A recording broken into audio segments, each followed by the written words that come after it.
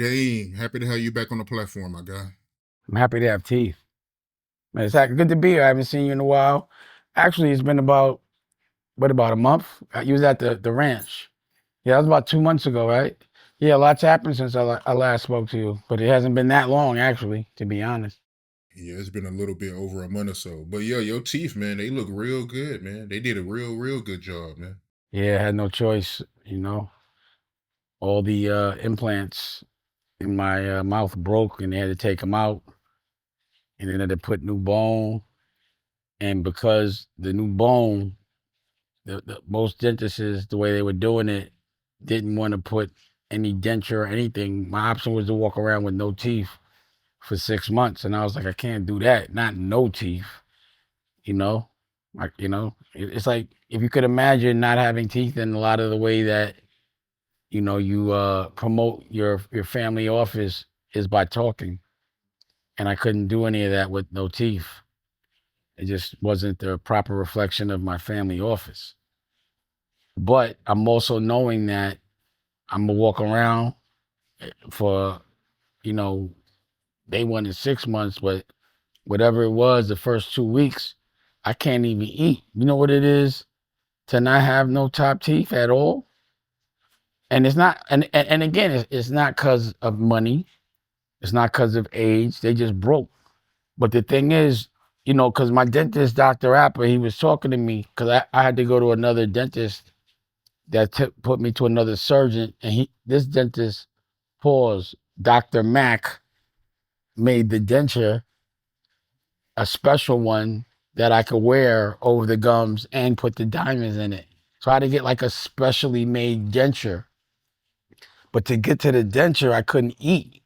Pause. I still really can't, because I have no top teeth and everything was healing. And it's very challenging. And sometimes it's hard to know that you're going to go through that and just do it, knowing that you're going to be, out the game for so long.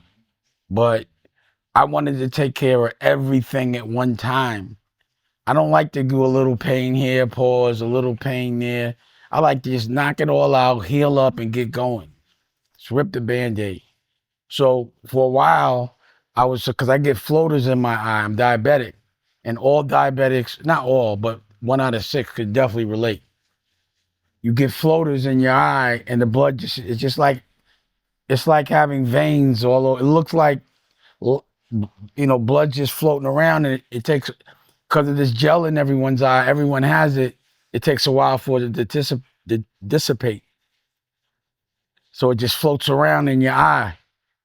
Pause. I had blood in my eye for like 2 years, and it keeps happening. And in between that, I had to get shots in my eye. The shots don't really hurt. You don't feel it, but the concept sucks.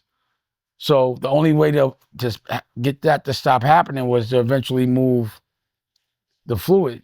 But then I couldn't fly for 3 weeks, and just, a lot of stuff, anesthesia. So I was like, I'll just get it all done at one time.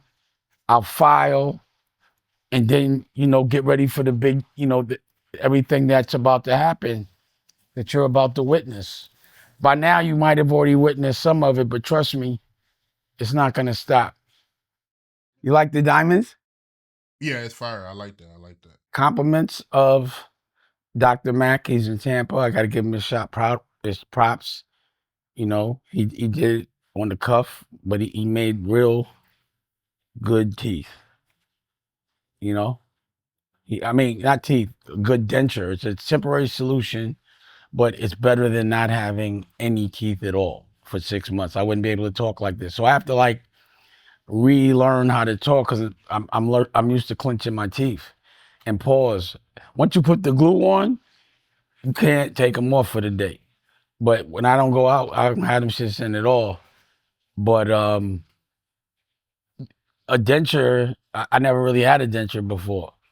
It's like a whole mouthpiece over. It's a lot. So I don't really enjoy the feeling, but it's better than the feeling of no teeth. You know what I'm saying? Yeah, they look real nice, man. They did a real good job, man. But I want to ask you about some news that's going viral right now. You filing for bankruptcy. Is there any truth to that? Oh, it wasn't only viral. It was in People magazine, page 6.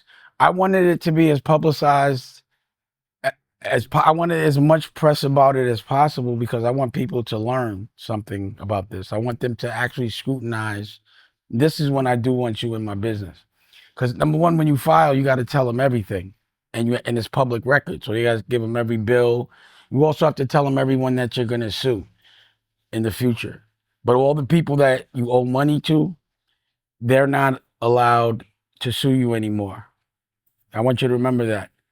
They're not allowed to sue you for a certain period of time because there's nothing to collect. And this dude, Chris Brown, has literally, to me, what he does is he does this muddy waters. He muddies the waters a lot because he's a lawyer and he's intelligent. I'm not going to take that from him. But I think he's dumb because he just wasted a lot of time, allegedly. I don't want to catch another lawsuit. Even though I can't get sued, I got PTSD, I think. But what was happening was he was going from state to state. Well, actually, I shot a movie, and I'm doing this short for equity. After I shot and edited the movie because of a disagreement, Muddy Waters, the disagreement was another movie that we started to shoot. He was paying the editor. So what he did was he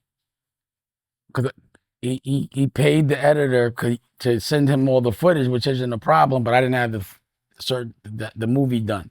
And he went and copyrighted it. And then I promoted it. But I was promoting my movie, so he tried to sue me for a copyright infringement. But the thing was, he put on the movie that I didn't direct it. He used all my music, all the shots, everything, didn't change it. But he put Brian White and Josh Weber as the directors and said, that I'm taking the movie, I'm putting their names on it, and you're not going to get $1. So I was like, I'm going to sue you. So I called my lawyers and told them, but they didn't really handle it.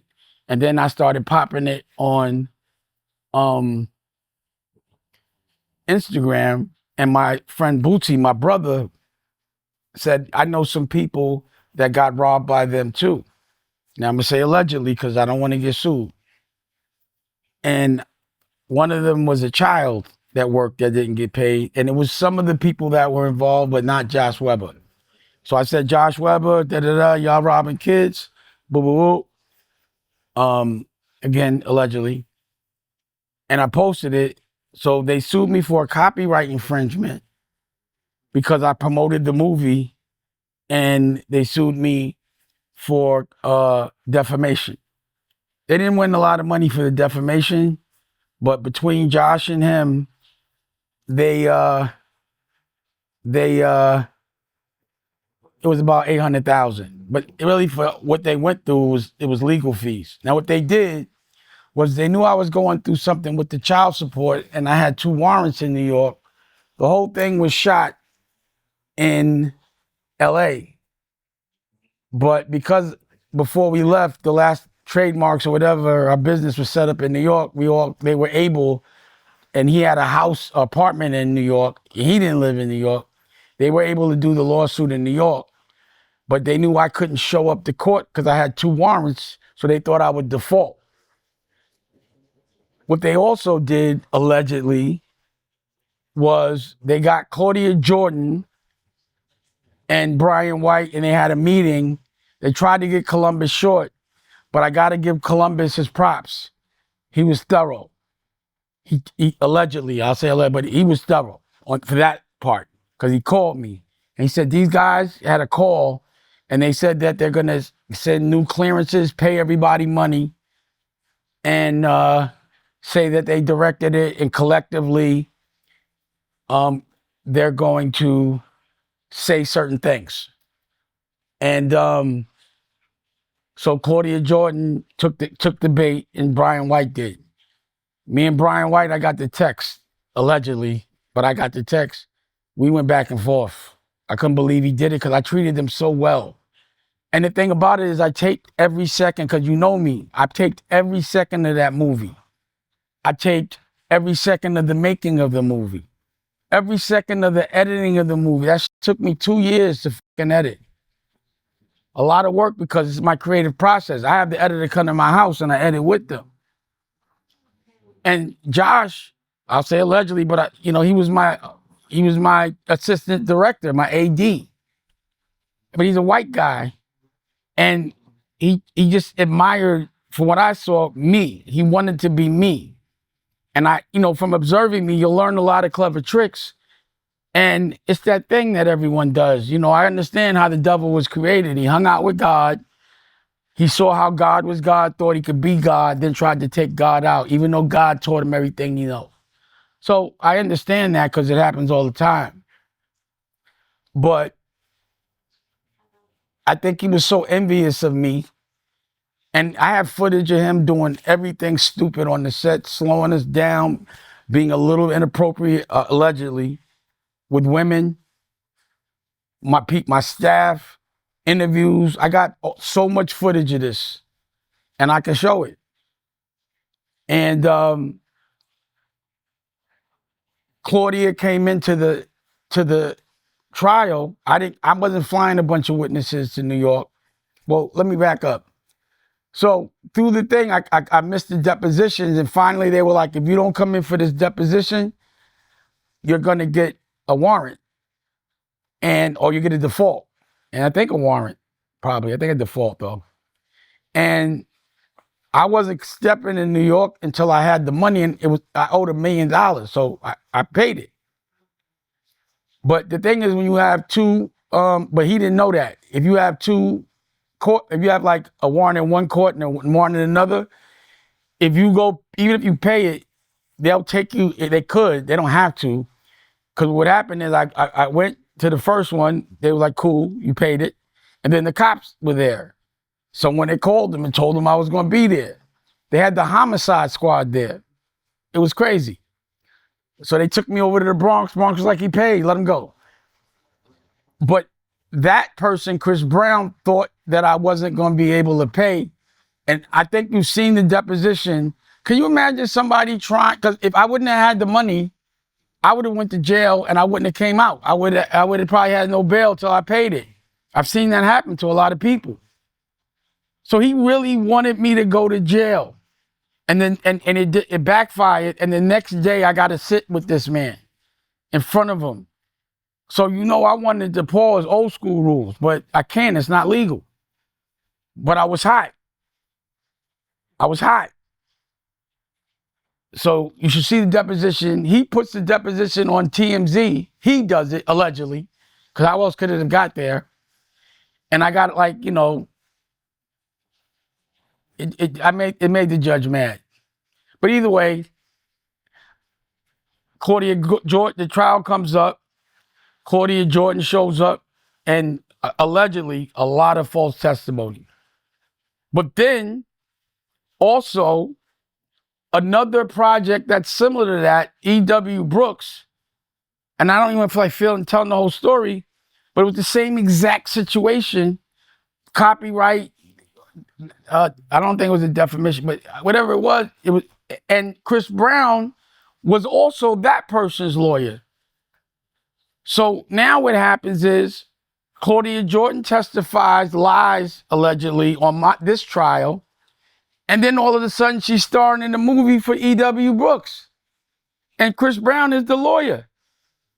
And then we find out that allegedly that Josh was the one that called E.W. Brooks and said, do you want a law? Do you want to give a law? So basically what it looks like is happening is, allegedly, is that Josh is going around telling people, I'll do a free lawsuit for you if you make shit up and you can win this much money. And collectively, we can get a lot of money and we'll all work together. It doesn't sound legal to me. So I was like, let me let them play this all the way out. So, and then I start getting lawsuits all over the country, random stupid lawsuits, a lot. And all lawyers Chris Brown's the lawyer for everyone. So what was happening was, because I had that judgment, I lost the case, $800,000, but I think they collectively, they tried to sue me collectively for about a half a billion dollars. 500 million, 200 here, 100 here, 50 there. They only won 800,000 collectively. That's not even legal fees. But what he was doing was affecting the family office. So every time I would promote something for the family office, he would send a letter saying that I owe him money. And with big corporations, they don't play that. Once you get a legal letter, they just shut you down. And with my family office, it's all startup companies. So they're not making money. Every single dollar has to go to buying more things, making more content, just business, acquisitions. But at some point, because a regular business usually takes about 10 years to be profitable, but they usually have a loan. So the bottom line is I filed because I was going to pay the government, but when you owe $20 million, you can't pay $20 million from a job. You made the $20 million from selling a company. So the only way I'd have been able to pay that $20 million was to catch a lick. I had to start a company and sell one. So the government wasn't tripping because that's what I was trying to do. Because every dollar that I put into business and pay people, they're paying taxes on that money. So they getting their money. They wasn't bothering me. But this dude was messing with the family office and I can't have that. So that's why I filed. So I can make these announcements and he can't call Paramount or Simon Schuster and hit me with any more lawsuits. Because each one of these lawsuits cost at least, 160,000, 200,000. Just every time he would file in another place, it would cost me a certain amount of money to fight it. Even if you win the motion, you still got to pay the lawyer. And he knew that. So I'm looking at everything. And in the lawsuit, it says, who might you sue? Every single person that was there, because I want to know, because that just doesn't sound legal. I said legal because it sounded, because it feels like it could be a RICO. I don't know. But I want to find out. So I'm doing everything I can to see if this is a RICO. And if it's not, I won't try it. But I just don't think that it just looks like the state to state and all the repetitive stuff and all of the benefiting from it. Those sound like RICOs to me. Civil, allegedly. But they're on the list. So that's why I filed. Now, let me ask you a question. If somebody gets a $150 million loan, do you consider them rich? Not at all. So that means they owe 150, right? Exactly. You got to pay that money back. So what most companies do is they get loans for like $200 million. If any one of the people that you consider a billionaire has a $100 million loan that they haven't paid back, then to me, they got to work that off. It doesn't make them rich. It means you got a lot of money and a lot of work to do.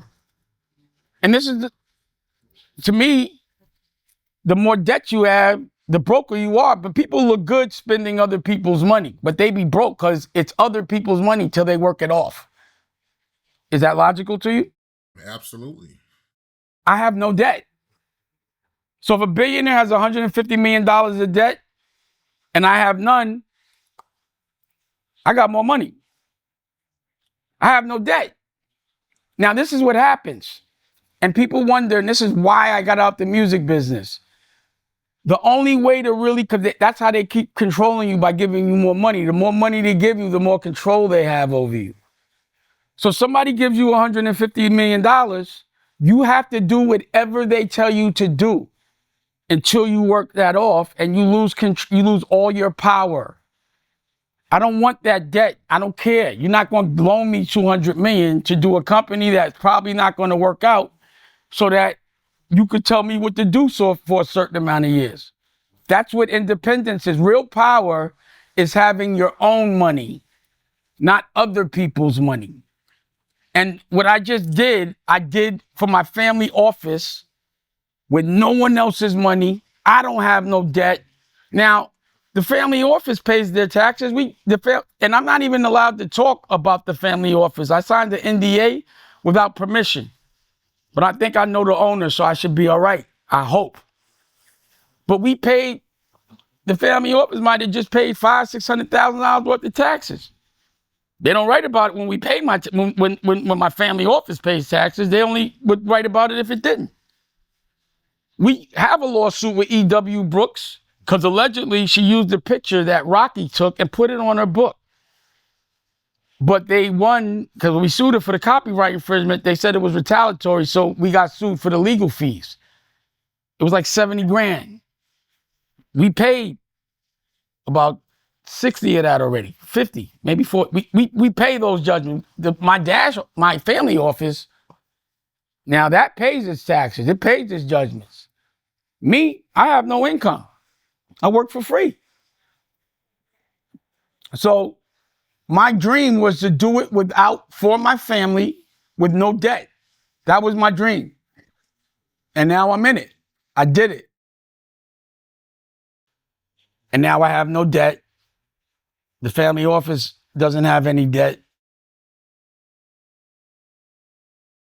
And I think it's great. This is the first time since 2005 I haven't owed over $25 million. I don't have the pressure of making EBITDA, which is profit after taxes, so I could get a good multiple in an industry, to have to sell a company because I wouldn't be able to sell it for anything less than 40 or 60 so that I could be able to give them 20. I don't have to do that anymore. I could relax. I'm celebrating that I don't have to make that much money to pay nobody back no more. But I do wonder if I'm putting, like, the way I win my wars is I look at my enemy's perspective. So I'm like, allegedly, because every time I say his name, I got to say allegedly. I don't care.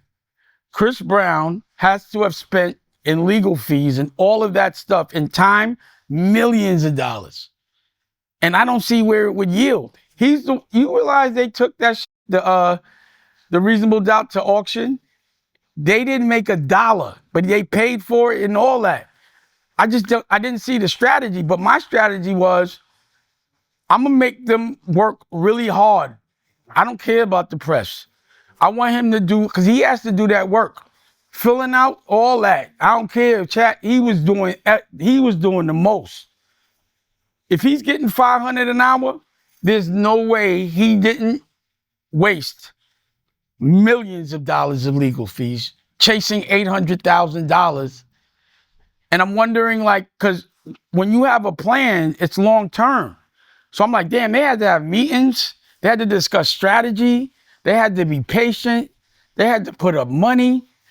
I would be mad right now.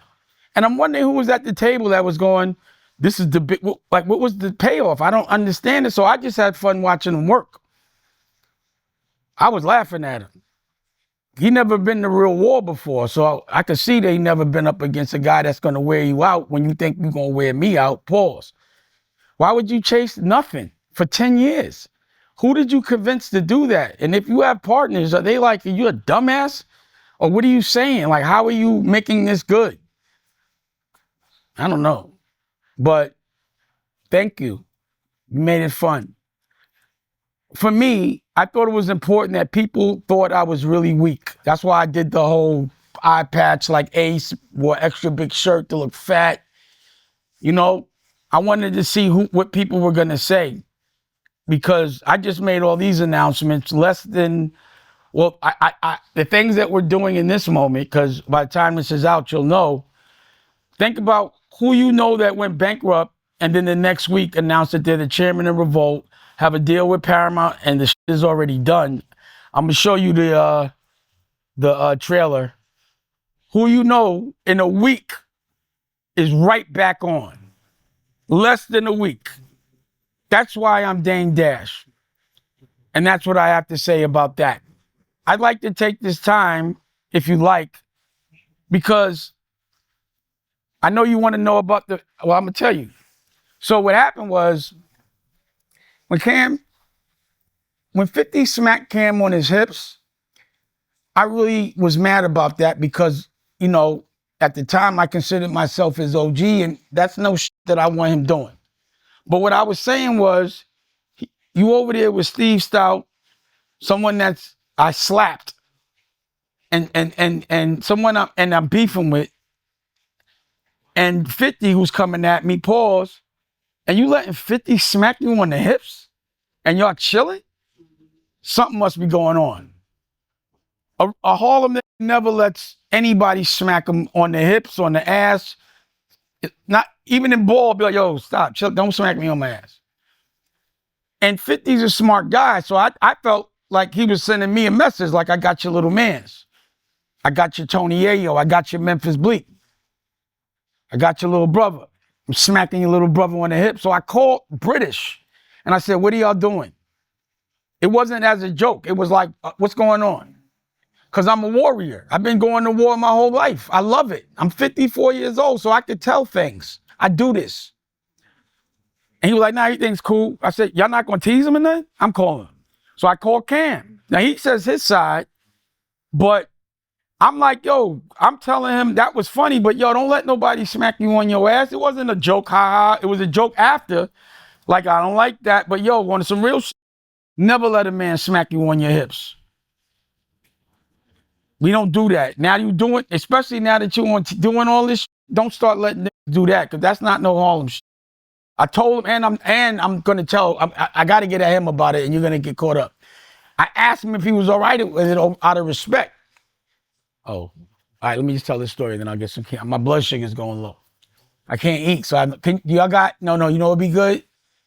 The, pause, that shake, the coffee shake, pause, with all the nutrients in it. Can y'all do it as soon as possible? Because my sugar. So I'm like, yo, all right, whatever. And then when he got mad about it, I didn't understand it. And he waited a while to do it. So I'm like, what I didn't like was, number one, now that you have a platform, that's not what you want to be teaching younger people to do. It's bad enough as it is.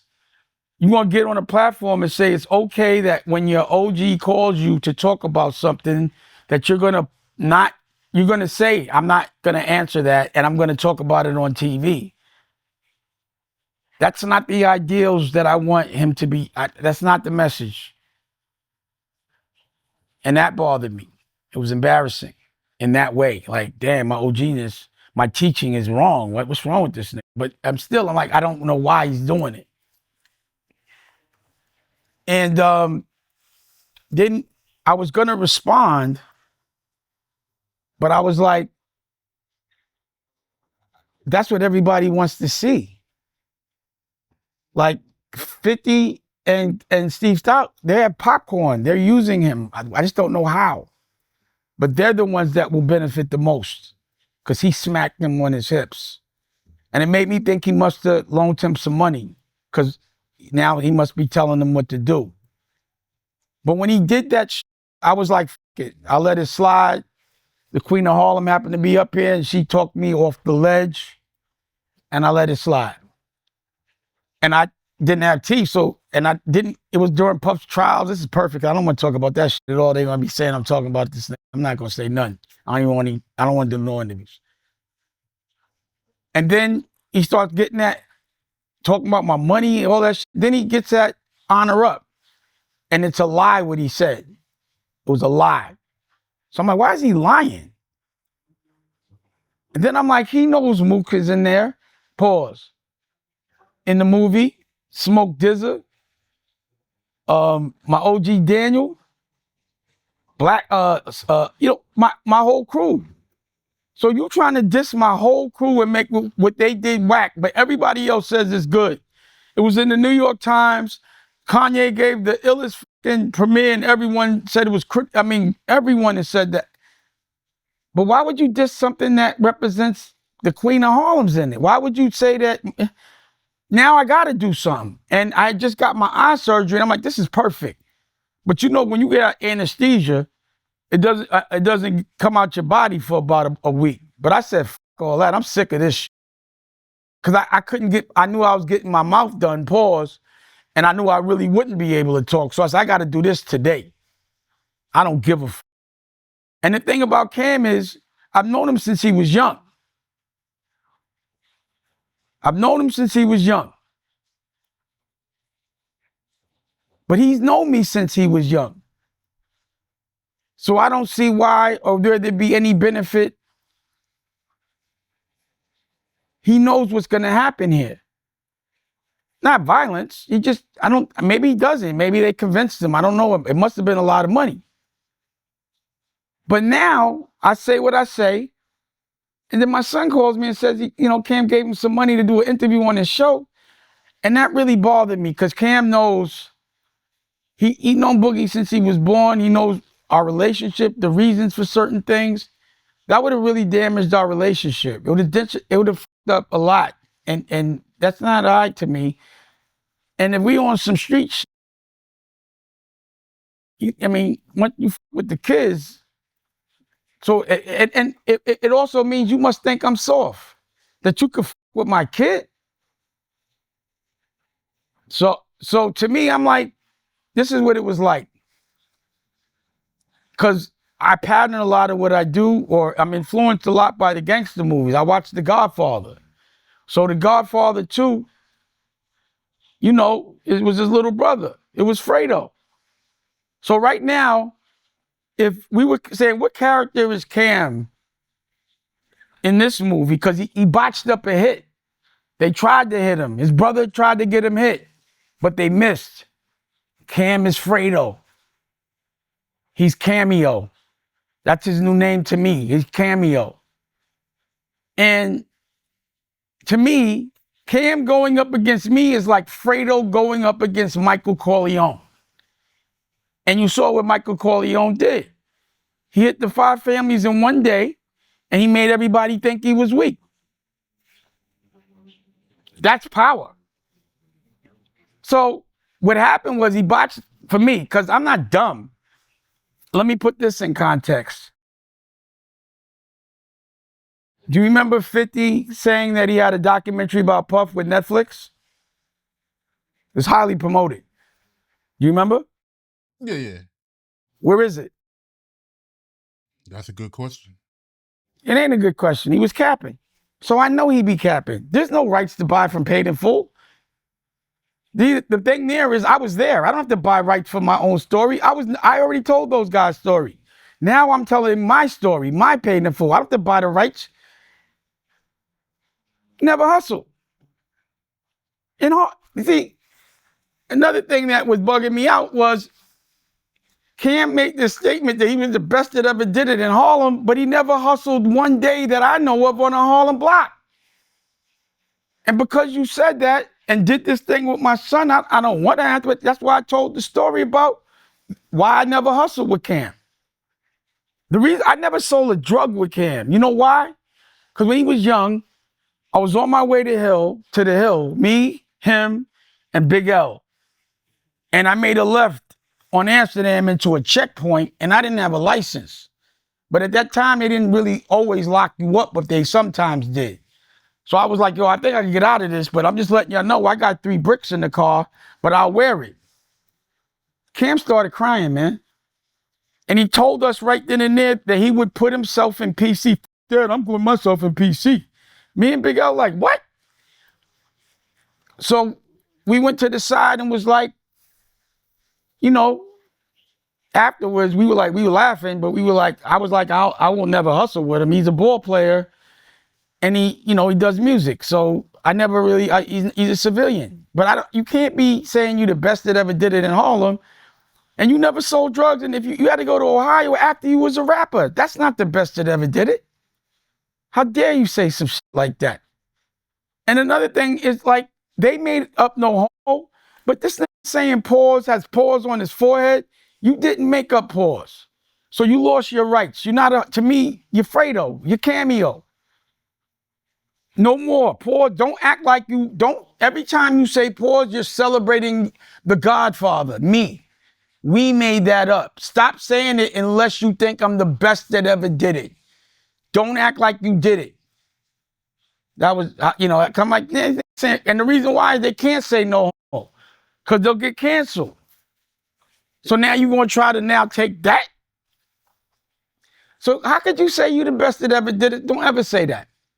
So I also had to regulate that because I don't want people ever to think that's a reflection of Harlem. Guys that curve, stab their brother in the back to help them out, won't pick up their phone. And you know, and this is the thing about the character, my character. This is one thing Cam knows.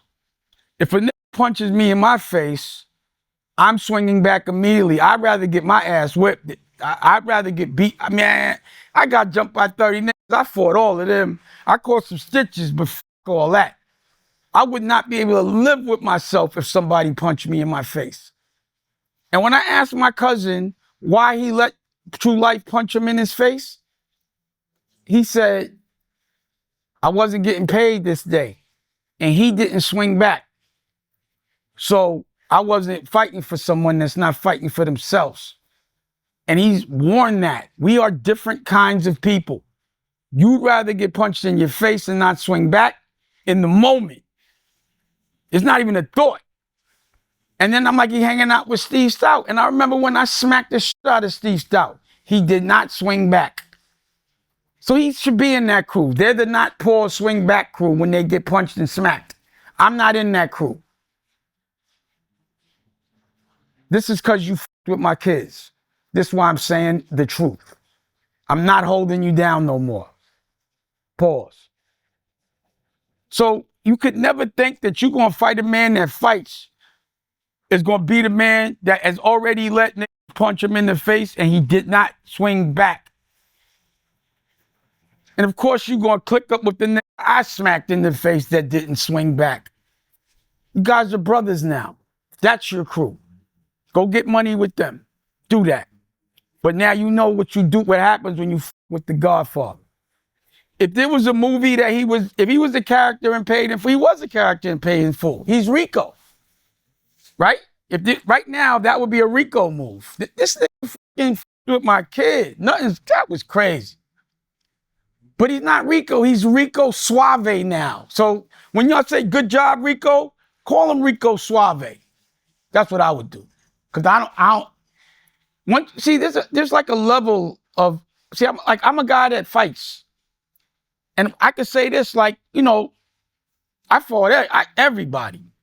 Jay's a good opponent. I can't beat him yet. Pause. And I'm not trying to beat him. I'm just protecting myself from the things he's tried to do. But he has resources.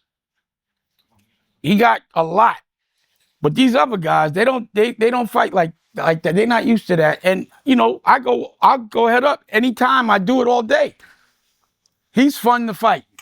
Pause. This dude, he never been in a real one with a real one. Never. This is what I do. I fight Lior. I fight Steve Stout. You know, my ex-wife's lawyers were Trump's lawyers. I went head up with them. The same way. Shapiro, I talk to him like he's my son. Trust me on that. This nigga was talking for Roc-A-Fella. How the f you going to talk about a company that I started? Get the f out of here. Ask him. I went to war with real warriors that beat other people, but they're not beating me. We went to court. We had to call it, you know, it was a dismissal, or we settled. Like, you know, they didn't win. I was able to sell I won that, actually. I won. We went to court and I won to me because I was allowed to sell my interest, and they said I couldn't. And if you remember, they accused me of trying to sell something I couldn't and saying it was the whole thing. That was a lie. But it's all fair in love and war. Through this, I want to say this. And I hate to have to say this, but I am a gentleman. A real warrior respects real warriors and real things. They really do. So, just even with Cam, I do think I made a mistake. Bleek, I got a lot of respect for Bleek now because I realize his strength. I'm not saying he's the smartest light in the room. That's not his superpower. It's his loyalty. You can't say nothing about that man's big homie. And every time he's seen me, he's been a gentleman. Every time. And he's been the only one that took a call and talked to me. But the loyalty, I'm thinking, damn, maybe I should have made him the vice president. That's where I fucked up. I didn't see his strength. It takes time to show loyalty. I'm talking about this nigga, because the reason why I'm saying he's not, because he will not let you say a word, even if homie's dead wrong. He'll say some stupid shit, but that's what you're supposed to do.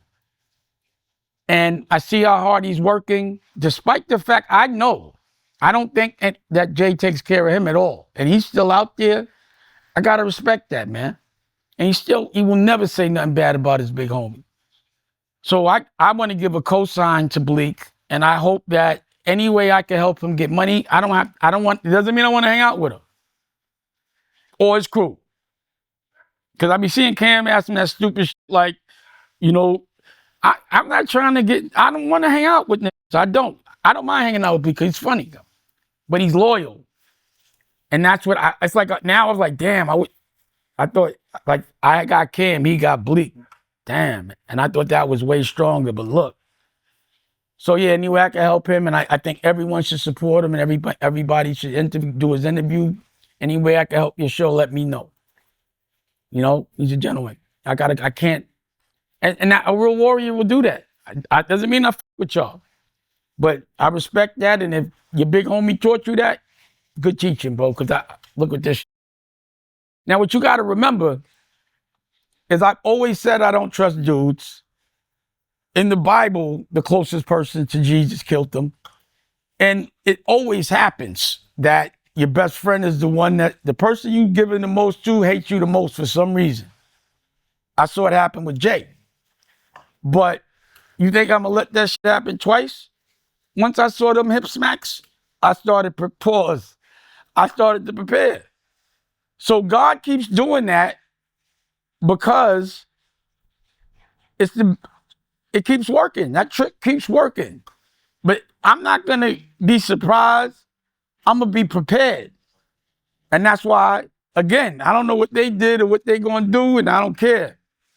Cam had Fendi call me yesterday, FaceTime, because he found out, he didn't know I'm the chairman of Revolt right now, but I think he knew I had a show coming, and he wanted to be the executive producer. First of all, Fendi, no disrespect, but he don't have a mustache. So I said, Fendi, I don't trust niggas that don't have a mustache, especially dark-skinned niggas without a mustache. From Brooklyn. But also, Cam plays too much. Like, I'm not doing this trick booking and all that. But I'll talk to him later in person. Really, he should come on the dock, pause, and go for a ride with me on my boat on the lake. That's what he should do. I'll talk to him. I'm going to go get a boat so we could talk with a lot of plastic on it. Nah, I'm just playing. So, that's really that when it comes to that. And, there was other thing that happened that I would have never let happen if he wasn't my little brother. Old Boy and a couple of those other records, no one gave Cam those records. Your hit record, you stole. He left the beat in the studio, you made a verse on it and put it out before he could tell you no. Now, the only reason why I didn't step in is because I didn't kind of like the way Kanye was acting, so I felt like if y'all can't work it out yourself, then you're grown men. But I don't think if it was someone else, I would have let them do that. And I found that to be really disrespectful.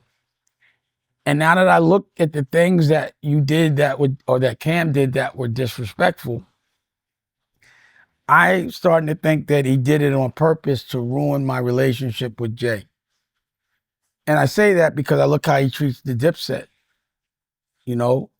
After that thing, he left them all. And that's, again, I'm just telling you, I didn't like him leaving the Dipset. So that's why when he wasn't around for Jim, even though I didn't like the way he was acting, especially since I just got him off of Def Jam and he was like $3 to $5 million unrecouped. I just took, it was like he got to file for bankruptcy and have no debt, start all over with no debt, but it wasn't bankruptcy. I did that for him.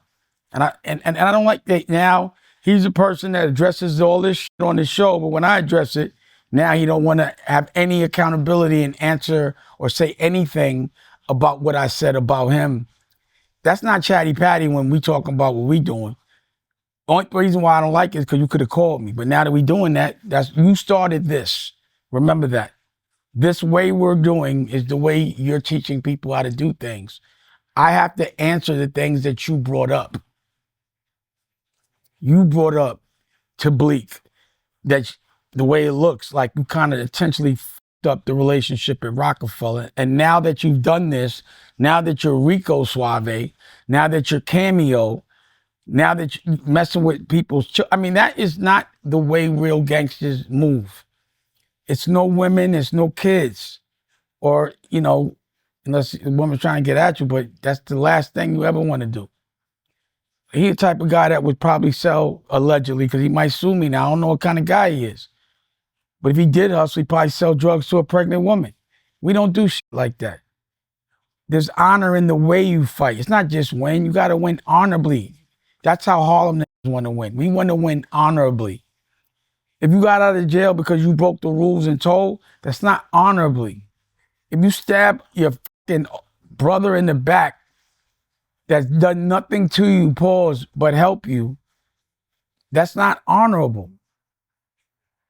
That's not what is lower class. Like the fact that you would touch and go, not touch, but try to get at my family on any level. Now you're a derelict. You're a lowlife. That's a lowlife thing to do. And I don't think anyone around you, because you, like British is a good dude. All the guys in Dipset are good dudes. Most, you know, as much as I see, no one's perfect, but they kind of have some degree of honor to Harlem, to a certain code. He broke all Harlem codes to me. He has a lot of nerve saying Jim ain't from Harlem, and he acting like he's not from Harlem. He knows better. So how did he steal Old Boy? I'm confused. Because Kanye left the beat up on at the studio. It was, you know, he walked in, it was playing, Kanye wasn't there. So he laid a verse and put it out before Kanye even knew. Before Kanye even knew. So Kanye didn't give him that beat. He stole it. So imagine if I left the beat up on the studio board and I go to the store and somebody runs in, lays a verse, and then goes and puts it out without telling that person. That's stealing. There's no deal. You know what? I never said baseline was for everybody just take what they want and walk out. It's like the more I'm looking at it, I'm like, this nigga was like, he probably thought he was punking me or something. Because that's some shit. It's like, you don't disrespect the man's house that looked out for you like that. You just don't. So I was at fault. It was Cam. I should have got him out of there. Pause. But I just couldn't do that to Harlem. But I just did, you know, I was younger. It wouldn't happen again though. But based on what he just tried, I'm not surprised. How you feel about 50 buying the rights to Paid in Full? Like I said, you know, I'm a real businessman, so I never thought he acquired the rights to Paid in Full. I never acquired the rights to Paid in Full. I acquired the rights to, what's the name of it? It was AZ script. He said it the other day, Trapped or one of them. I forgot what the name of it was. And it's about their story. It's not, like I said, I don't have to acquire rights. And I wasn't going to tell their story because I would have to acquire their rights. If I'm going to acquire rights, it's going to be with my friends. But I'm not going to do it like that with my friends. We're going to be some degree of partners. They'll have an opportunity to be partners. You understand what I'm saying? So the thing with 50, and again, the fact that he knew, because what I would think is that he missed that hit and he had to do something on Monday, so he goes to 50. And then they troll. like I said, you never saw the Puff doc on Netflix, but they promoted that like a motherfucker, not Netflix. So to me, when I look at a real announcement, it's in a trade. So it'd be in a Wall Street Journal. For movies and TV, it would be in Deadline. I didn't hear Deadline say shit about it. Who we acquired the rights from would have been spoken about.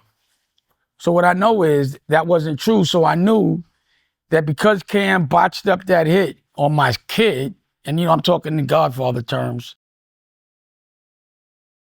he ran the 50. So now I really know they're together. They smacking hips over here. And 50 was like, I'll help, I'll troll. But he shouldn't have got involved.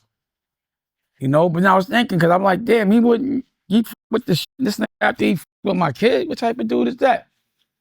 But he don't with his kid. And I'm not going to even go there. But I get it. I'm not, again, I don't like talking about people's children or people's I never did that. I could have been said some shit about that, but I wouldn't do that.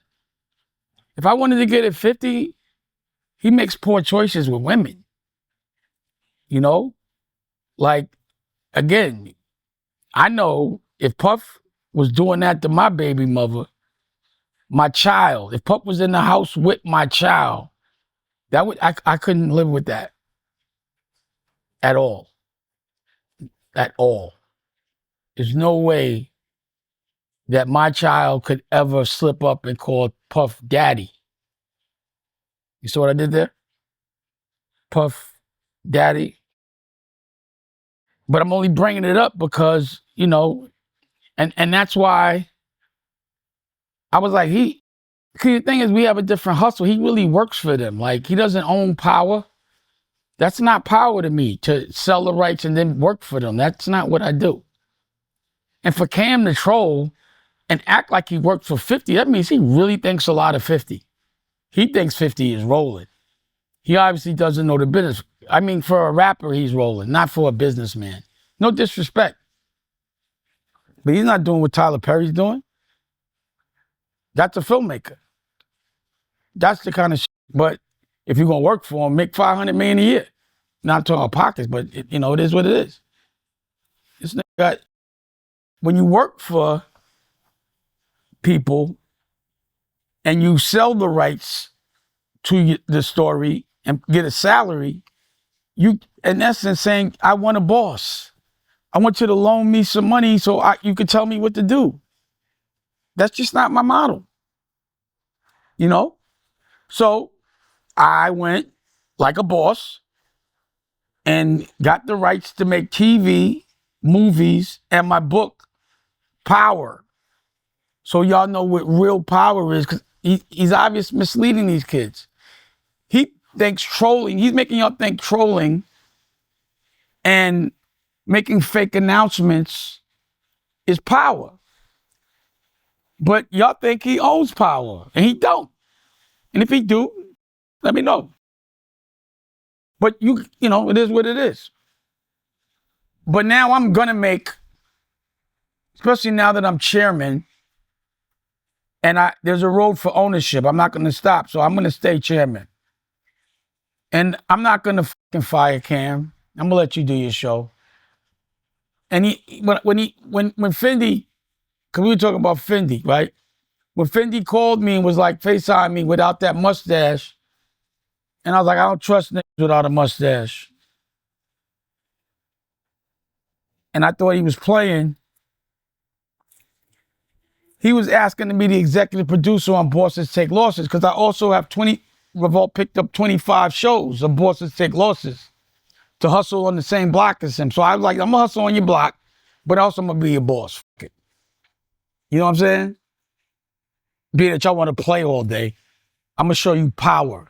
So there will be, and when I acquire Revolt officially, then I'm gonna put Power, the docuseries, and Power, the TV show on it, on the network that I own. Because I already have it on American New. And I own American New, my family. When I say I'm speaking on behalf of my family office. That's power to me. And I want people to know what real power is when you can make people think you broke and you come back and your family office is rich. Power is filing one week and being the chairman the next, or announcing a Paramount deal. And I'm going to talk about that deal. I didn't sell the rights to Paramount. I licensed it to them. I own it. You understand? I could I'll put it right on America New Revolt or wherever I want to put it. It's mine. I own it. You know what I'm saying? That's power. It's a little different. So I expect jokes. You could start AIing and talking stupid shit and making shit up. Because the thing about 50, he's not credible now. He has to back up these things that he's saying, these announcements he's made. And what I know is what he'd have to do if he did get anybody's rights, he has to shop them to a distributor. He can't pay for it. He ain't going to make it himself. I could guarantee you that. Then he got to develop it. They're 2 years from action. I'm done already. I'm 4 years ahead of you like I always am. And this is why I'm Dame Dash. Y'all went for the bait, dumbasses. And the book is coming out, just because I want it to be clear. The book's coming out through Simon Schuster. Power. Movie will come out. TV show. But I got to write the book first. So that's the first level. Book, docuseries, TV show, movie. Watch this. Put your seatbelt on. Whoever doubted me, have a lot of fun.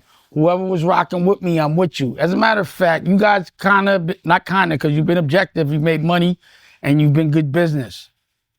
Now that I'm the chairman, we should figure out a show that we could put on Revolt. Do it this month.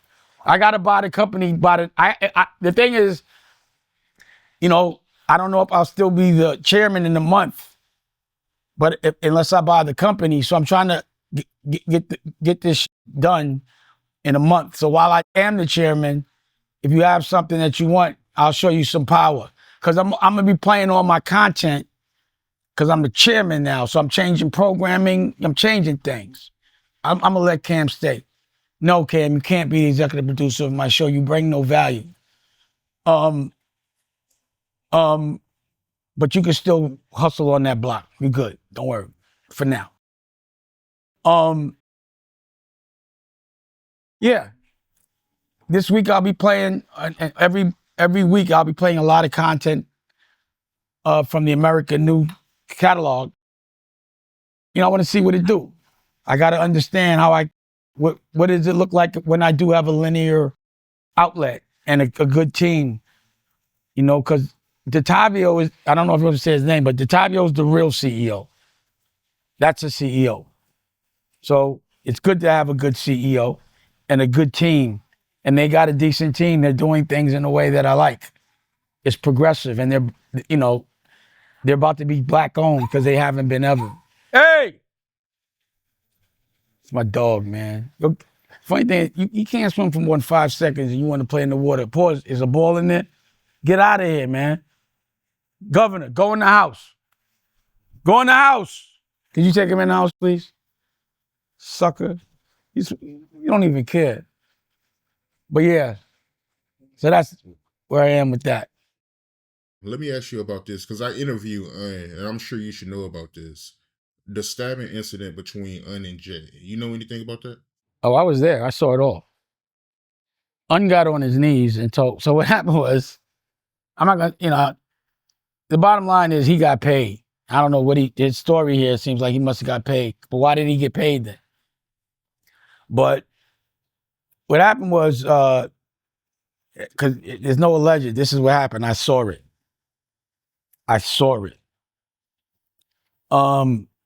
When I did go there to see Cam, then I saw and all the worst Brooklyn niggas was there, like Paul, Scooter, like niggas you hear about.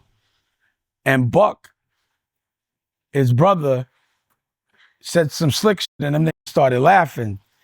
And like, you know, I'm not gonna disrespect Buck, but at the time I was like, bro, and I ain't gonna say exactly what I said, but it's like, you know what I'll do to you. Pause. You know, something like that or whatever. Like, you know, I'll fuck you up or something like that. But them niggas he was with was serious. So I was like, oh shit, I didn't realize that was him, and him. So I called Jay and them and they came up and no. And then Un came out and we got into kind of like I forgot what we were talking. We talked for a while and he was talking about this shit with Charlie Baltimore and him and Jay was both with, you know, I don't like this. I can't do that. I'll keep it together. Bottom line is, when I saw Jay about a couple of weeks later or something, Jay told me that Un was bootlegging. And again, Un, you talked about it, so I guess we'll talk about it.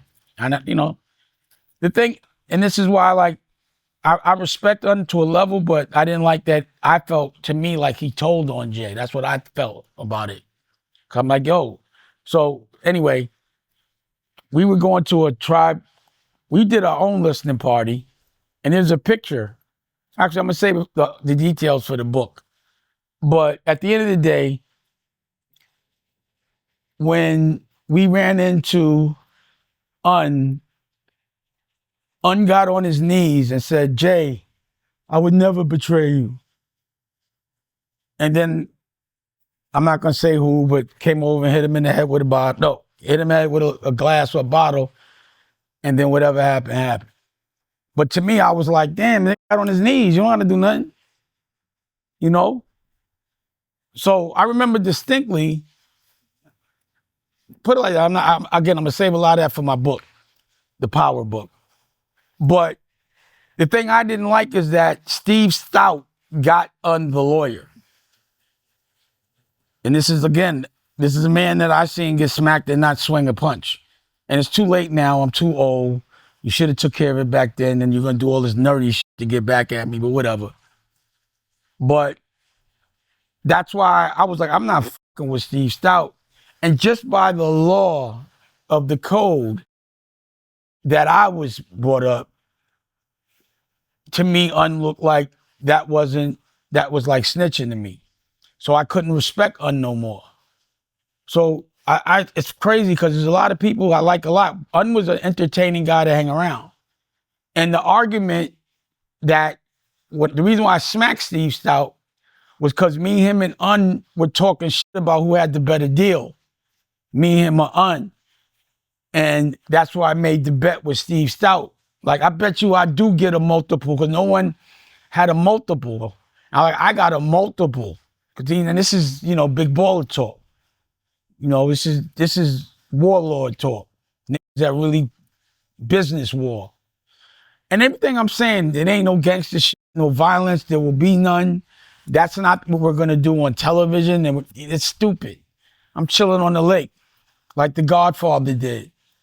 That's where the Godfather has. His house was on the lake, my house is on the lake. You know what I'm saying? Shit like that. It's just, I'm not into anything illegal, but I still carry it with the kind of a Godfather-ish swag.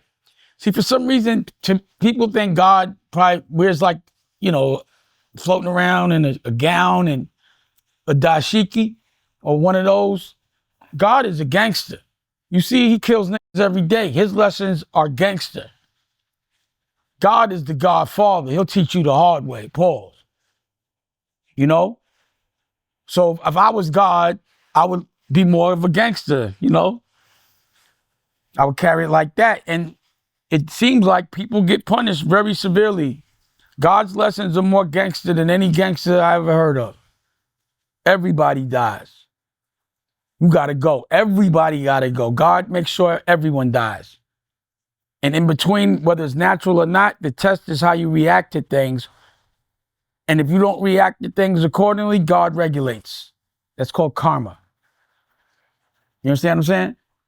Yeah, I see what you mean. I follow you. But I want to go back to the incident. We all know that bootlegging, that played a part in the whole stabbing incident. But Charlie Baltimore, did that play a part in any kind of way? I'll just say yes. I think I said that. Yes. That was over a girl.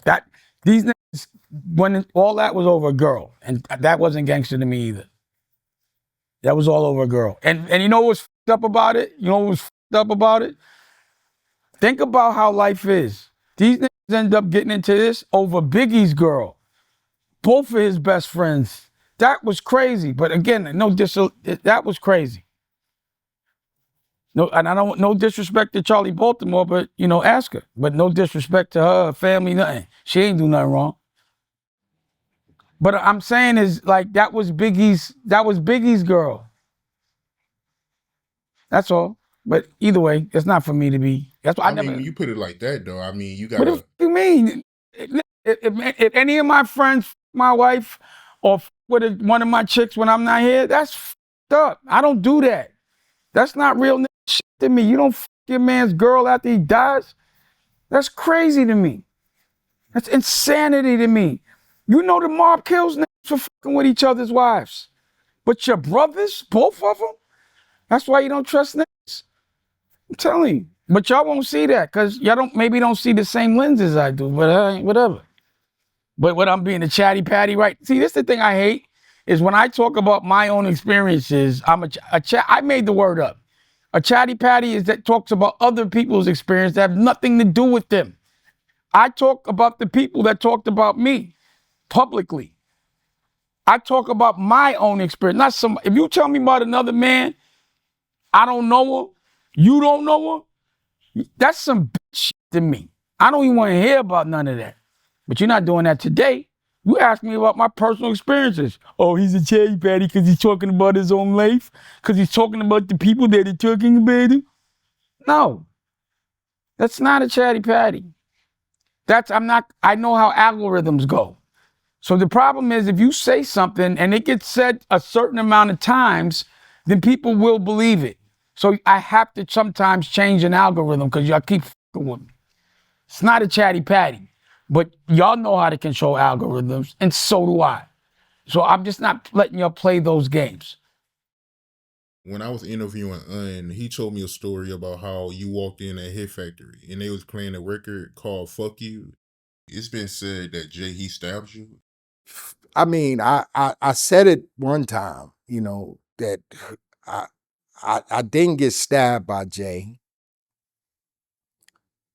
right? So we're gonna start there, and like I said, if you weren't in the room, you see what I'm saying? Because I could say that me and Jay got into it over Cam.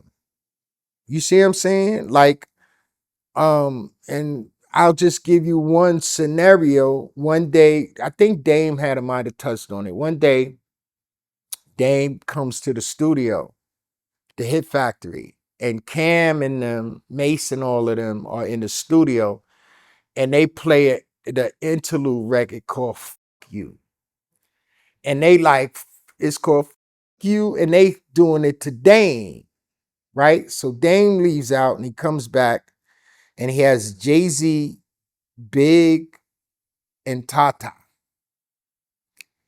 And, whatever escalated from there, I can say, well, that was Cam. Why y'all came to see me? Because Cam is in here playing "Fuck You" today, right? So there's a bunch of things and finger pointing that I could say on how I thought, where the beef started. You know what I'm saying? Like, it could have been over a bunch of things. You know what I'm saying? Like, like I said, I paid Jay-Z to rap on a record and diss me on a record. You know what I'm saying? Like, I don't know. When I ran into that was the same day that I ran into them. So we had that conversation. What happened? I walked in, they did that dumb shit. So what happened was they were saying "F you," and I took Cam because I was like looking at it. Because the thing is, we were supposed to kind of be not cool anyway, and I was like, "F that," and I went into the room with all of them because we from Harlem. It's nothing that bad. But they were rehearsing. They was like "F you," and I realized they was doing that shit to me. So I was like, yo, stop this shit, man. Come to the side. Like, come over here. We don't even do this in front of people. And I told them, no matter what, we from Harlem, you working with Brooklyn niggas right now. You gonna try to diss me in front of some Brooklyn niggas? Don't ever do that. We ain't gonna never fight, man. What's wrong with you, man? Don't anything. We never disrespect each other. We always gotta have a united front. That was the conversation. There wasn't no beef. I'm gonna go call J&M for fucking Cameron. That's ridiculous. It's like, well, why'd I do that? So, yeah, that did happen, but that wasn't with the phone. That wasn't. That's why you got to think about this. Smart. So when you asked him that question, so he didn't have to answer it, he just curved you to another story. I saw that one. That was a good play. Ask him direct. When you interview him again, say, if nothing happened, and I'm not saying it did or didn't because I just feel funny. I just want to know what you got paid for. Why you got that $500 from us or from Jay? Because I was mad about that shit, fucked everything up. We had just put out the Annie record that I went and got. I made that I found that beat. I got that. I did that. And what was we talking about? I just forgot. Oh, wait, no, I got it. So what happened, we were sold 5 million records with the most pop sounding record. We were on our way to white people. And then that happened and f***ed it all up. And this is when this nigga started doing the different dance. Yeah, things actually changed after that. Yeah, I got a lot to think about. Yeah, got a lot to think about. Yeah, that's when it all started getting a little different. But I looked at them different because they was beating the wrong niggas up. And my crew just happened to be there. Some guys I know that are good, strong people. And they was looking at me like, yo, what the fuck is all this sloppy? You told me these guys were tough. I was like, my bad. You see what I'm saying? It was like embarrassing. Like it wasn't a good look. It was sloppy. Like you don't do so stupid shit. We just walked the red fucking carpet in front of everybody. And I already knew the niggas that I ain't gonna say nothing. Go ahead. What you saying? I know you was telling me earlier about how you had somebody that made a diss record for you, and she was like Aaliyah. Aaliyah district. I might have. She had come to see us because she was going to make a record. Oh no. You're right. Well, for me, I'm like a superhero, and I like to move with theme music. And right now, I was on my Checkmate. I was like, oh, they just fucked up. You done fucked up, right? A couple of things they did, I was like, oh, they really fucked up. So I had Nicolette. Oh no, what happened with my barber, Paul Johnson? When I was telling them, he was like, Checkmate. You should make a record called Checkmate. And I was like, you're right. So we made the record real quick. And Nicolette is who I said was, hey, Nicolette, where you at, Nicolette? Nicolette, oh, she rolling a joint. I wanted to show you to Chatty Pete. Come here. You should know I was going to do this. And you look good. Thanks. So I was saying, this is the girl I was saying, this little white lesbian Aaliyah. And I'm like, she's a hitter. Like, y'all don't know, y'all really don't know. Y'all don't know why I said that, and you can figure it out. I don't have to tell you. But I think, like, I wanted her to go at 50 Cent and Camera, say, yo, get them niggas, B. And she said, F that. And Checkmate. So this the record, it's like, it don't matter if you win or lose. Swing on them niggas. I got you. And she did it. That's my hitter. I feel I could beat them niggas with a little lesbian white girl. I just want to see if we could do it for fun. Let's go battle Cam and 50 because 50 stepped into the conversation. But I guess they both still. What probably happened was they was like, oh, this nigga want to say, oh, they probably trauma bonded. That's what they did. They both, the hip smack and all that, they both caught it. They trauma bonded. Oh, I should send them a therapist. I'm sorry, yo. I didn't mean to make a funny joke to guys that make jokes all day. Thank you. You got a joint? No. Come on. Come on, man. Come on, man. Come on, hit her. Yeah, I got to check out her music. But I want to ask you about a comment you made in our last interview about imaginary player. You made a comment about how Jay, he was taking shots at Mace, but you also said that he was taking some shots at some other rappers. Do you recall the other rappers he was taking shots at? And I don't think I can't remember. It was me. Who else was it? It was like whoever was out at that time. It was everybody. Everybody was putting, not fake diamonds, but they were putting not factory diamonds. Rolex didn't make them because that's what Jacob was doing. But the watch shit to me is kind of corny, man. Because only dudes know how much watches really cost, and all the billionaires I know, they wear these. And I need mine because I got my blood sugar on there, and it's not really like, I don't know. It's like I don't want to have a conversation piece for another dude. I don't want a reason for us to talk about complication and blah blah blah. It attracts too much dude conversations. It's like a dude thing. I don't like dude stuff. I don't like that. Like girls don't know what the fuck a watch is. Not most. And if she does, that's not the girl you want. I don't want a girl that can tell a watch without, a sign like, oh, you got this, it costs that. That ain't the kind of girl I want. That's not the kind of girl I'm trying to attract. If I wear something, it's because I kind of just like it, or I need it. Pause. Like my girl made these. This is from her arm. All the jewelry I wears, it's not mine. My girl makes it. It's her. It's her jewelry collection. I hate I have to ask you about this because I don't want to be asking you about another man's wife, but I keep seeing it around the internet, and I know you've seen it too. So I got to get your point of view on it. Is there any truth to you trying to talk to Beyonce while she was with Jay? Nah. I like Willie D a lot, and I was surprised that he had someone that's not credible on his show like that. But some things that he says are true, but everybody knows. But like the things he says, like intimate, he's not a Roc-A-Fella specialist. We never respected him as a Roc-A-Fella. He was never any of our friends.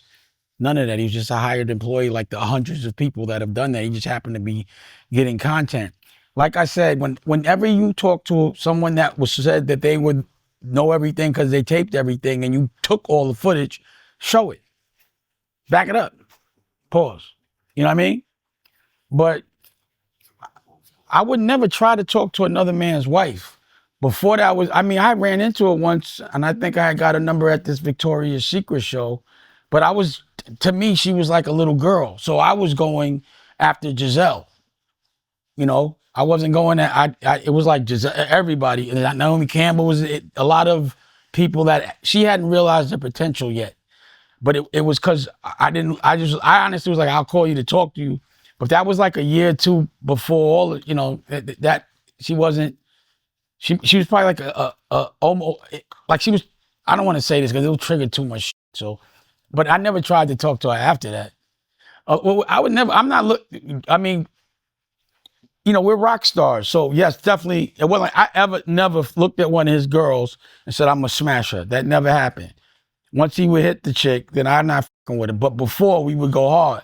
But he would do that a lot. Like, girls, again, I'll put it in the book, but I never chased his chicks. But sometimes if there was a choice, they would choose me a lot. And sometimes they would choose him. But Aaliyah hadn't with one. If he would have touched her physically at all, any penetration or anything like that, then I could have never wifed her. That would have never. I'm not a guy that's ever going to wife a girl that my friends. I'm not ever going to do that. You understand what I'm saying? I couldn't do that. I can't walk in the room and they got that connection. Never. So the only reason why we were both going at her, but she chose me. That's all. But it wasn't like I was trying to take his girl. I mean, he might have had PTSD because of that, which I'm sure he did.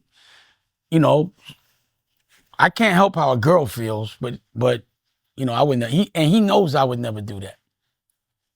I don't even listen to Beyonce records because I don't want to fuck her. I don't want to see her shake her body. Even though Jay, I still consider her my brother. I don't even really know what she looks like. You understand what I'm saying? I don't really look at her. I don't listen to her music. To me, her music portrays her, and the way that she dances and stuff puts her in a sexual light. So I feel funny looking at it. I can't even really, like, I don't play no Beyonce records. It's not because of Jay and the problems we have. It's because of the respect I got for her. You understand what I'm saying? So last time I saw Jay and Beyonce, that was Shaka's party. I ran into her. We talked and I said, "There's Rachel right over there, and go right over there." I don't want that. I don't even want her to have the chance to like me because it's hard not to. I'm not gonna say she do or don't, but I don't even want that. I don't want to. I've had connections with other people's girls, and I'd be like, "You know better than that," and walk off. Like we'll get the eye. Let's stop talking because you know homeboy's gonna go crazy. Let's go. And I'm not gonna say who that is, but it's happened that I've said no to other niggas' wives a lot that I respect, that everybody knows. You know what I'm saying? But I wouldn't do that. And to niggas' daughters. Like if your daughter, I get really offended when I hear that certain niggas, and you know who you are, have ran up in my daughter's DM. And I'm like, damn, that nigga is so crazy. I'm like, that nigga knew you was a baby. And I'm gonna step to that nigga when I see him. You know what I'm saying? Like, yo, you know that's my daughter. Like, either way, out of respect, bro. I know it's my daughter.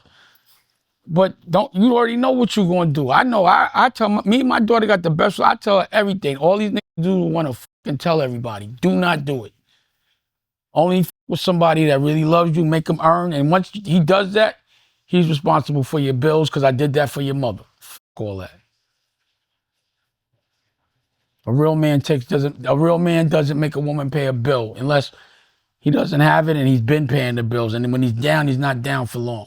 And that's when she could help. But she knows that you're fighting every day, so she never has to work. That's why I never let my girls work. I start them businesses. I left my ex-wife a $100 million business that I created for and invested $8 million in. It's all hers. You know, I judge people at manhood a certain way. You know what I'm saying? That's why I was saying Charlemagne, you know, he's feminine. Like, not to say, I don't know if he's gay or not, but he doesn't represent a masculine black man. And I hope people don't think he represents us as a whole. And this is how a black man acts, you know, to the other cultures that he's talking to, because we ain't jacking him. We don't do that. Pause. Like his OG is Wendy Williams. My OG is Daniel. And a whole lot that I'm not even allowed to say their names. So the rumor that's going around that you tried to talk to Beyonce at the change clothes video shoot, that's a lie. If I talked to her, I wasn't trying to get out of it. He's saying she was looking at me a certain way. I didn't notice. I didn't even look at her in the face if I said hi. I don't remember. It wasn't a memorable moment, but my intention was never. Like I said, Naomi Campbell was there. You know what I'm saying? Like yeah, she was doing me a favor. That's my sister. You know what I'm saying? I'm not paying attention. That's that man, girl. It's supermodels, all this shit. Why would I do that? I don't even know how good she looks.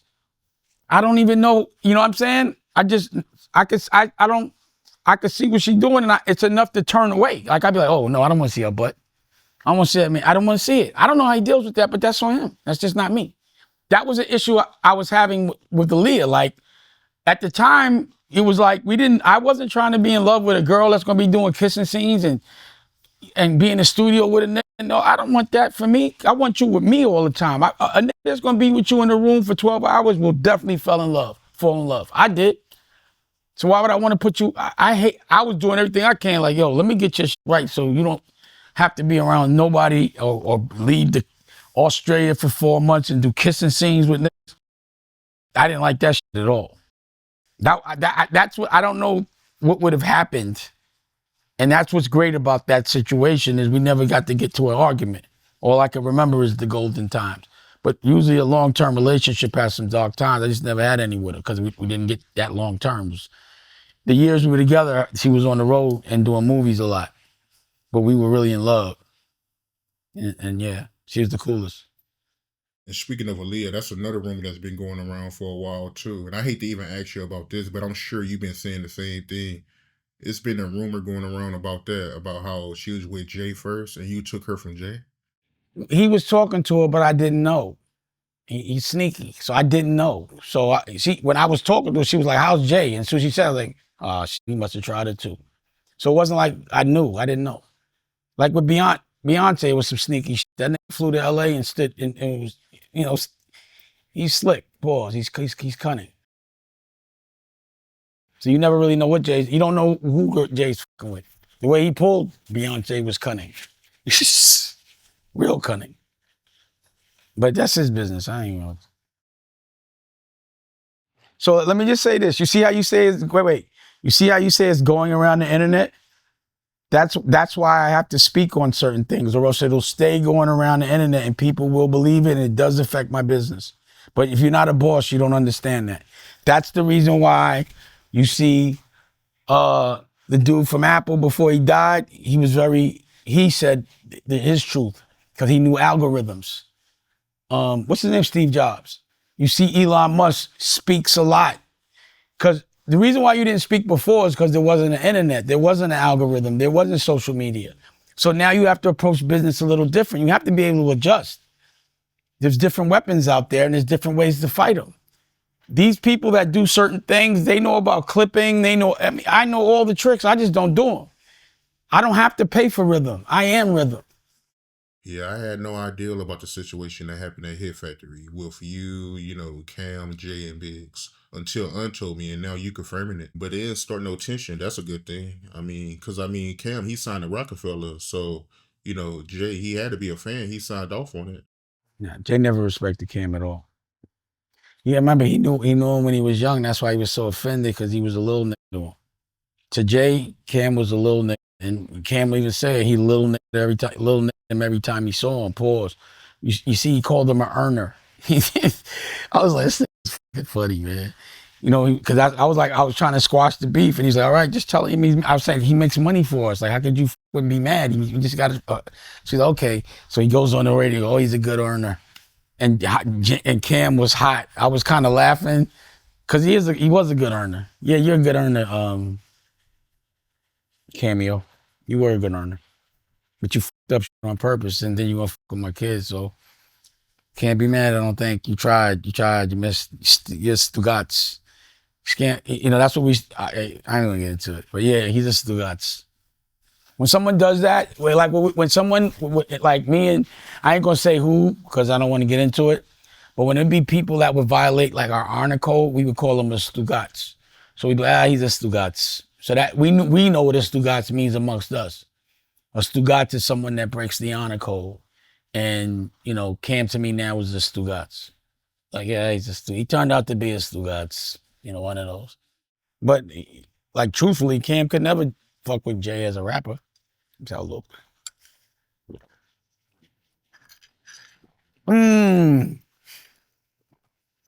Oh, my God. It's the coffee. My girl makes this coffee that is crazy. Wow, tell her I love her so much. Here, Nicolette. What she used to sweeten it? Love. Because I know she's not using real sugar. A whole lot of love. Now, I can see, another thing is, I also want to make sure my blood sugar, that I'm healthy, because I want to be healthy for this ride. And I had to make sure that my A1 was at least a 7.2. And it's better than that. So I'm also happy about that as well. But I can have sugar. It's the carbs. I have to know how much sugar. And then from that, I have to figure out how many units of insulin that I have to give myself. So another reason why I did the eye patch and all that, because everybody has surgery. Everyone who didn't do their teeth? I'm just the only one that'll just do it with a camera in front of them. I just don't care. I can't. I don't know why I don't care. But I think people should learn from. So, if you're a diabetic and your eye is fucked up, I got it. Mine's fixed. It can be fixed. And I'm going to teach you. See, what 50 did teach me, and I'm telling you, because when he was talking and I started looking under the hood, and I'm like, this thing filed chapter 11. And I was like, but he was putting money on the thing. So I was like, he's the one that made me really look at bankruptcy, was 50 Cent. And I wish he would have taught the world about it, because when I'm going to the lady that, the people that did my shit, they were like, no black people file because they're scared of what people think. That's so stupid. So if he would have told us, I bet you bankruptcy is the new shit is going to do. Losing $25 million worth of debt is like having a Connect in Mexican cartel that you owe 3,000 bricks to, and they looking for you, and all of a sudden he dies, and you don't owe him no more money. That's what that is. You understand what I'm saying? But black, go to chat, go to Chat GBT and see how many black people file and how many white. And I bet everyone that files was a billion. Not everyone, but a lot will be billionaires that are still billionaires. You have one more question, right? Let me just get this. Yo, you hungry, bro? Hey, Nicolette, she didn't cook or nothing? Oh, she got a burger for him too. You eat Beyond Burgers? All right, so you make sure he has one too? She making fries and all that. The chef, we got the chef cooking. Yo, bring her out here real quick. So this is, I want to bring out a person. She's been cooking for the family office with, how long? Since I got out here? 3 years? 2 years? Yeah. And I've actually made a cooking show with her that we have to edit. But you've been in my house. You've seen my family's life. And you know that we strive for healthy. Can you just say what you cook and what Rocky would tell you and how you make the meals for us? Because people really don't know that you could be vegan and still eat like soul. Her shit tastes like soul food, real food. Yeah, so basically I try to adhere to a low glycemic index. I'm sorry, say it again. Sorry, go ahead. To a low glycemic index, being that we know you've been living with for your entire life, but we still don't want to compromise flavor. So we make sure that he still eats good and he's not missing a lot of the things that we've enjoyed, prior to having to change our diet. So I can still make a mushroom taste like chicken. I can make vegan oxtails out of all whole ingredients. I don't do like the mock meats and things like that often. I handcraft everything. Each wing is made by hand. Do me a favor. I'd like to talk to you in person. I have an apartment, the family office that you can stay in. You should come out here and meet her and we'll cook and cause are you vegan? Or vegetarian? I'm not vegan. No, I'm not vegan. Nah. You vegetarian? Nah, I don't really eat that much meat though. Nah, I'm not vegetarian. Either way, you don't want to get really rich and then get sick. And when you come up, yeah, that's terrible. Can't enjoy your money or anything. Yeah. I want to try to give you an alternative, so you at least have a choice. But picking the one for your life is better for the people you love because then they don't have to take care of you or change your diaper when you're older. You know what I mean? So. Her investment, my family invests in the future. But the stove is on? Okay, I'm sorry. Sorry. Hey, Nicolette, you bring that coffee? That coffee. Oh my God. And let me say this. My girl's gonna have to put out this coffee. So stay tuned for the coffee. I got to. This too good. Yo, before we end the interview, let the people know what you got popping, what you got going on, what to look out for, and thank you. Well, again, representing my family office, we're not sure what date because this has to be perfect. I got one more. I'm editing up Daniel's episodes. So OG Daniels. It should come out either the last quarter or the first quarter on Paramount Plus, on BET, Linear, BET Plus, or Paramount stuff. The book is being written now, so we started writing it. I'm supposed to be finished in 6 months.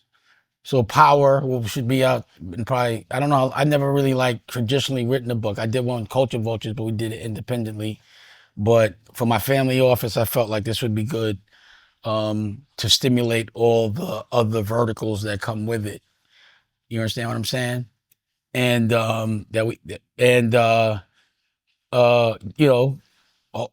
chairman this month, and the next announcement should be he just acquired. So I like to visualize what I want to happen. So I'm going to say the next announcement should be that I bought Revolt and my show has done great. So, and my show, Revolt just licensed 25 episodes. So once a week, we were going to start this week. I think we're going to start next week. So tune into Revolt for Bosses Take Losses. And there's some other things I want to announce, but I'm going to wait because I want them to realize themselves a little better. It was good to announce this after it was done. And I even had a different title so no one would know while I was editing. But it was funny because I was editing in plain sight. I was putting it on my stories. No one caught it. I'll try to give hints to those that were paying attention, but I guess nobody was. But either way, yeah, watch all those things. My again from the family office, my girl's book. You know, Dusko. It's a second book. Dusko Goes to Sea is out. Dusko Goes to Space. We're about to re-release. Um, we're about to re-release Culture Vultures, and Culture Vultures 2 will come out, but it won't conflict with Power. And oh yeah, and we're being considered for a Grammy nomination for the Black Guns album. So anybody that's for alternative music. So anyone that's a Grammy voter, please vote for the Black Guns. Let me get this Grammy as an artist just for fun. But all the music, huh? Oh yeah, that's Freeway. Oh, call him again. And also look out for Checkmate. Make that your new anthem, because I want you, when you're going to war, it doesn't mean physical war, because this is not a physical war. This is why it's so easy. Play this record and think about Checkmate, but take the time. Play it until you get the solution. Play it till you get the solution. You know? So stay tuned. So music verticals. Oh yeah, some more now, and also stay tuned for more announcements. They're not going to stop. I'm back. I keep smiling because everybody was, you know, but I'm pulling these out. I'm pulling these out as soon as I'm off the camera. Pause. Thank you, man.